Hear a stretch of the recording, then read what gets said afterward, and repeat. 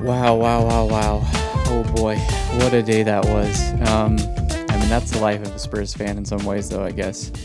Um, Coming into it super pessimistic, thinking we're going to get blown out, be up 2-0 with 5 minutes to go, and then end up losing 2-2 into penalties, losing on penalties. So, and that's kind of how it goes, unfortunately. I don't want to be too negative about it because I think overall it was a really strong performance, and I liked a lot of what happened yesterday. I like a lot of the way that Thomas Frank set us up, and I like a lot of the performances that the players had. So I just want to kind of just touch on it briefly and then kind of get in some more bigger picture stuff about how we need to respond to this and what needs to be done in the transfer window to really solidify us before we have our first Premier League game in a few days. So obviously, just to quickly touch on the game a little bit, we go up 1-0 in the first half. In the 39th minute, Mickey Vandeman on a set piece, getting a really clever approach to getting after the ball in the box, getting his foot on it, just stabbing it in after a pretty decent attempt from João Palhinha that hit the bar as well. Set pieces is one thing that we really look to be exploiting this season, where we didn't really do much with set pieces last season, but I was really, really pleased to see a couple things that we're doing on set pieces. Like I'm really happy that this whole experiment, I guess, of trying to find out who's going to be the long throw taker ends up with Kevin Danso, and he had a couple really good long throws in the box. Because, sometimes you see long throws and they just end up being like just short of the box, and it's like, okay, well, that I don't know if that was really worth it, but he was putting in some really good balls, like right in the middle with a decent amount of pace on it too. And so Van de Ven, obviously, he capitalizes on one of those set piece opportunities and stabs it in. We go up 1-0 in the 39th. I couldn't believe it. I liked how we had been playing up to that point. And so I guess to step back a little bit and talk about that and the way that we set up with Van de Ven on the left, I believe it was Kuti in the middle and Kevin Danso on the right. And then you had Pedro and Jed Spence as the wingbacks. And then you had a two in midfield, João Palhinha and Bentancur, and then Sarr a little bit higher. But as they were out of possession, they were kind of swapping. I noticed Palhinha was he was getting up higher and pressing higher at times, and they were all kind of, it looked like, rotating. But with the ball, it looked like the intention was to press or to push Pop Sarr further and to get him more involved in the attack. And then you had up top, you had Richie on the left, Kudus on the right, if you're looking at it heading toward goal. And I really liked the way that we set up for a couple of reasons. Obviously, the defensive solidity, the ability to neutralize their two really attacking wingbacks in Hakimi and Nuno Mendes. And then I thought by having the three in midfield, we didn't have a ton of possession. We only ended up with 26% possession in the entire game, but we weren't giving it away a lot, which I really liked, and we were putting a lot of pressure with those three midfielders. We're doing a lot of really good pressing work high up the pitch in their box and near their box, which resulted in some good turnover opportunities and some good opportunities at goal because of it. So I really liked the way that we set up, and having Kudus up top and Richie to some extent too, but especially Kudus was really able to show off his skill at holding the ball up or winning a duel, getting the ball, driving forward. There was a couple opportunities. He didn't have nearly as many as I wish he would have to just straight up break at goal and try to make something happen. But he again continues to look really, really good in that position. Kind of really suited his strengths well. It was almost like they were replicating in some ways the way that Thomas Frank set up at times last season, and especially the season before. And Richie and Kudus were essentially playing the Visa and Buemo roles up there at top and really looking to counter and attack. And I was thinking about it coming in before the game. I was like, why don't teams more often just really try to play that counter style of football? Because I was really impressed at how organized Crystal Palace was against Liverpool in the Charity Shield the other day, and I was just really, really impressed at how their bank of 4-4, and then with usually Mateta kind of just staying up top, and then having another player kind of roam in and out of that. Sometimes even 5 at the back they would drop into, but like their organization and their ability to counter, I was thinking to myself before yesterday's game, like I think this is something that we could be really good at, and so I was pleased to see that Thomas Frank implemented that. Now to say the downsides of that, we didn't have a lot of attacking thrust, and that's partly due to because we had a lot of defensive players on the field, and we didn't push up the wing backs in the attack nearly as much as I would have hoped we could have. And then having Richie and Kudus really only being able to play off each other at times was definitely tough for the attack to start to develop. So that's something, if we continue to play this system against bigger opposition or something like that, if that's kind of what he ends up going with, I would hope to see a little bit more creativity in the midfield. And now that's not necessarily a problem with the way that Thomas Frank set up the system. It's probably more so to do with who we have available at the time, because basically all of our chief creators are not available. They're all injured. And so that's something we're going to talk about in just a second, about getting more creativity in the squad. So overall, I was really happy with the way that we played for most of the game. Now, I do have to say, when we started making substitutions around the 80th minute, I wasn't opposed to the substitutions because you could see that legs were getting tired, obviously, and we started doing a lot more defending. We got our second goal in the 48th minute, so basically from that minute on, there wasn't a ton of attacking going on, and basically from like the 70th minute on, it was just kind of like locking down and defending, and we started to drop a little bit too deep.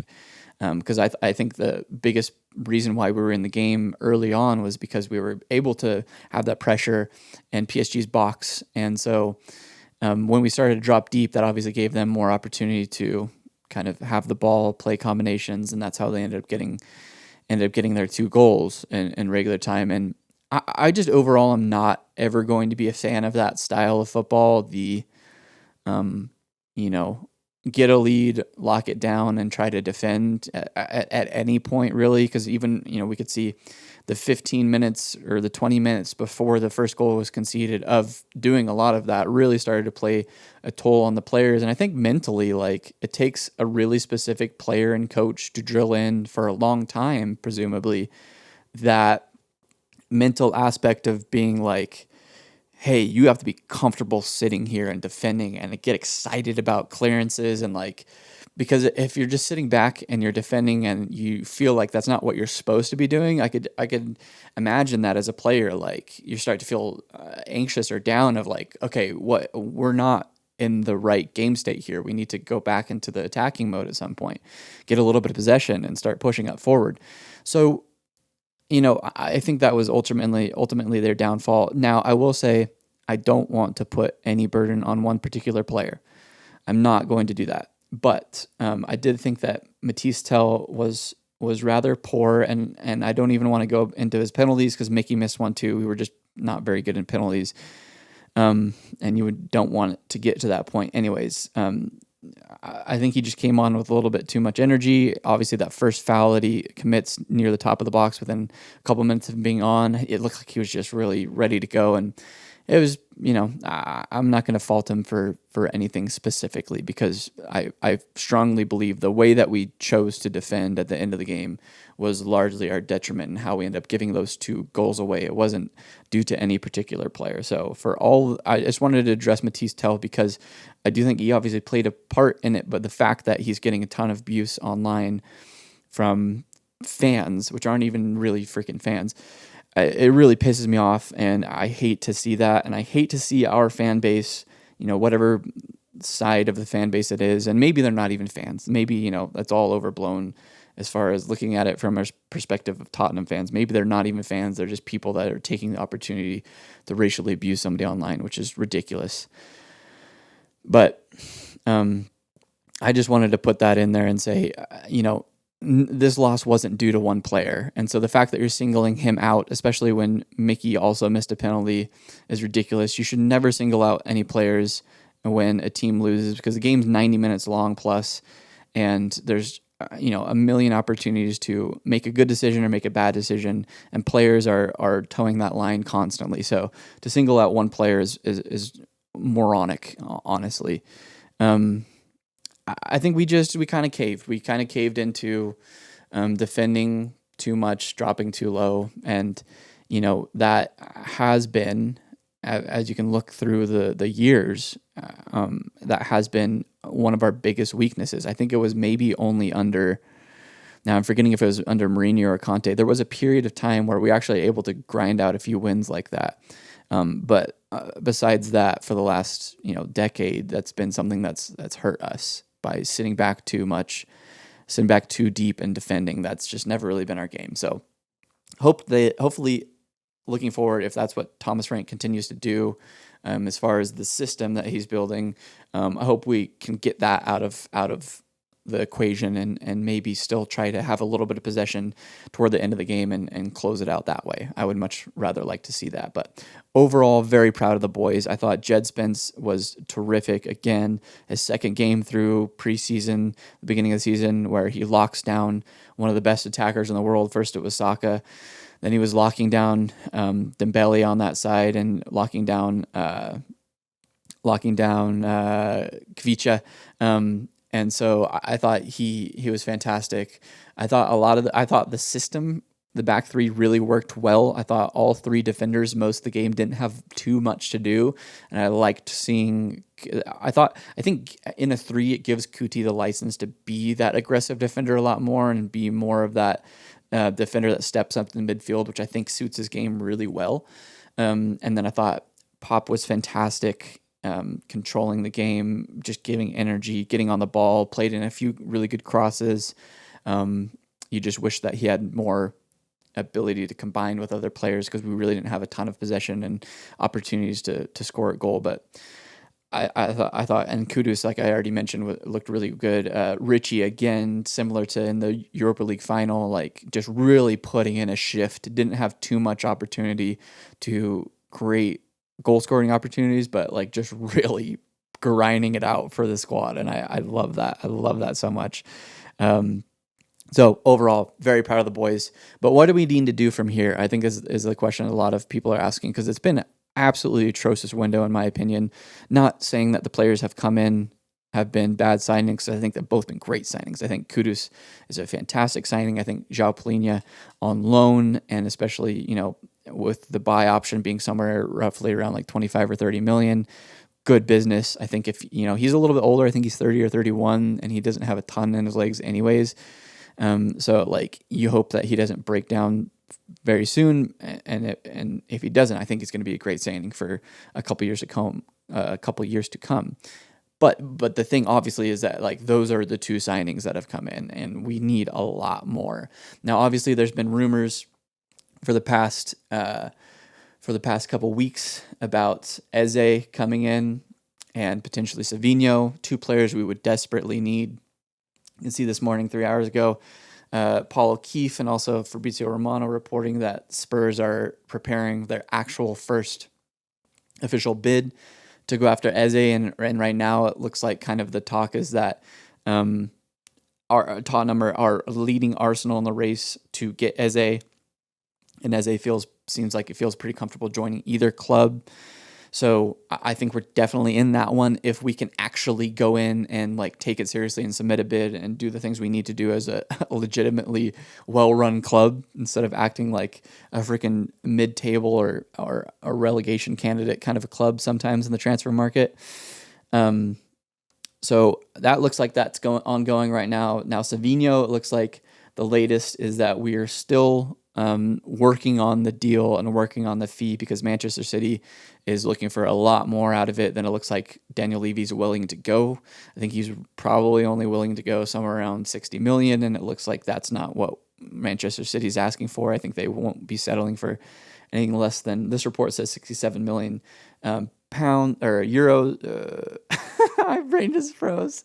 Like euros, and so I think that Daniel Levy is just going to continue to do his Daniel Levy thing of lowballing, trying to work them down. But the thing is that like that probably works at the start of a window, but when you're nearing the end of a window and the season's starting, like you have to be more aggressive. You have to be more urgent with the way that you're making your deals, and so it really irks me that he continues to do this style of negotiating late into windows, because it's like, yeah, maybe he doesn't care if the deal gets done as long as it gets over the line. There's no difference to him between getting it done on the 30th of August compared to the 1st of August, but it makes a huge difference. Like, that's 3 league games, a Super Cup, a month of training to bed into the squad, a month of the coaches getting used to the player and trying to analyze and get the best out of the player. Is like, it makes such a huge difference. And I think that a lot of the reason, that we've had issues in the squad with depth, especially, but I even think of like getting off to a good start has been due to the transfer policies of this club for the longest time under Daniel Levy. So hopefully those two squad signings can get through the door by the end of this week. I really want to see, like, I don't want to see this dragging out any longer. I want them to get done in the next couple days. So we'll see if that happens. Hopefully that happens. I'm looking forward to Burnley on Saturday. I think regardless of whether or not those two players get in, they probably won't feature anyways. So I think we're going to see a similar lineup to what we saw on yesterday, on Wednesday. I don't think we'll play the same formation, but I think you'll see a combination of similar players, probably with Danso dropping out and then probably like Odebear playing on the left wing or something like that. I think Thomas Frank will go back to that 4-2-3-1 kind of a formation that he was playing for most of the season or preseason, and potentially I would like to see him work on some changes in the lineup and play some different tactics and formations, and really kind of still use this time to experiment a little bit with maybe, playing Kudus in the middle and having somebody go out wide. Maybe that's Brennan, or experiment with Odebear on the right or something like that. I think that he still has a little bit of room to experiment and try to see what he's going to be able to, what like his best formations will be depending on the opponent, because I think that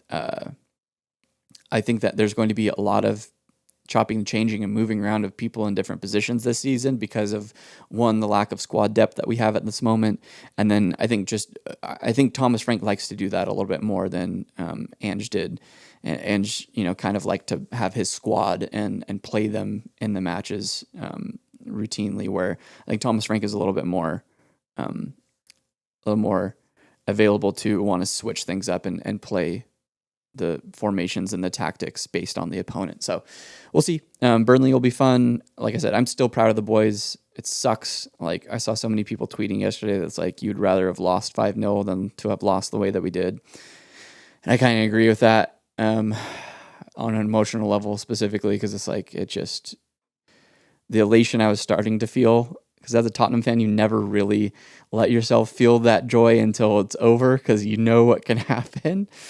But I was honestly starting to get excited about the potential of what that could have meant if we won yesterday. But, back to reality in some ways. But anyways, still a fun occasion. Still glad that we had the opportunity to do so. And maybe hopefully we'll push on and get more of those opportunities this season, more opportunities to play in big matches and play in finals. So that's it for me today. Thanks, guys. We'll catch you again tomorrow. Peace.